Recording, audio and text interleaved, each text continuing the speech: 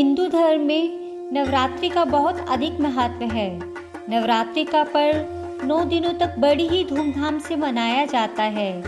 इन 9 दिनों में माँ के 9 रूपों की पूजा अर्चना की जाती है। देवी दुर्गा के 5वें स्वरूप में माँ स्कंद माता की पूजा की जाती है। इन्हें अत्यंत दयालु माना जाता है। स्कंद कुमार कार्तिकेय की माता के कारण इन स्कंद माता का नाम दिया गया है।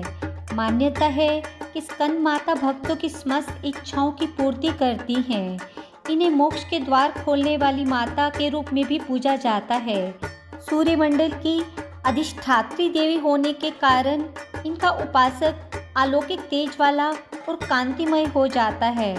ऐसे में मन को एकाग्र रखकर और पवित्र रखकर इस देवी की आराधना करने वाले साधक या भक्त को भवसागर पार करने में कठिनाई नहीं आती।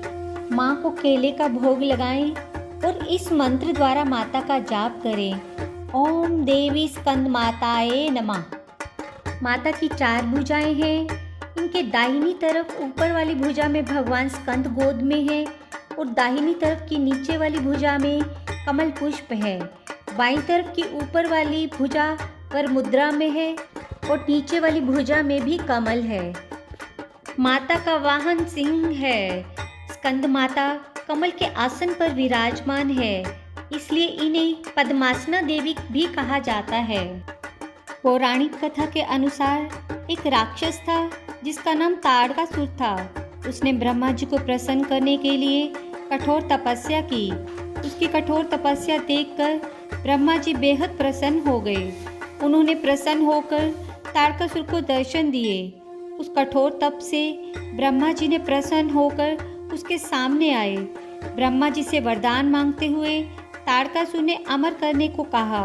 ब्रह्मा जी ने उसे समझाया कि जिसका जन्म हुआ है उसे मरना ही होगा। फिर ताड़कासुर ने निराश होकर ब्रह्मा जी से कहा कि प्रभु ऐसा कर दें कि शिव जी के पुत्र के हाथों ही उसकी मृत्यु हो। उसने ऐसा इसलिए कहा क्योंकि वो सोचता था कि शिव जी कभी भी विवाह नहीं करेंगे तो उनका पुत्र कैसे होगा, इसलिए उसकी कभी मृत्यु नहीं होगी। फिर उसने लोगों पर हिंसा करनी आरंभ कर दी। हर कोई उसके अत्याचारों से परेशान था। सभी परेशान होकर शिव जी के पास पहुँचे। उन्होंने शिव जी से प्रार्थना की कि वो ताड़कासुर से उन्हें मुक्ति दिलाएं। तब शिव ने पार्वती से विवाह किया और कार्तिकेय के पिता बने। बड़े होने के बाद कार्तिकेय ने ही ताड़कासुर का वध किया।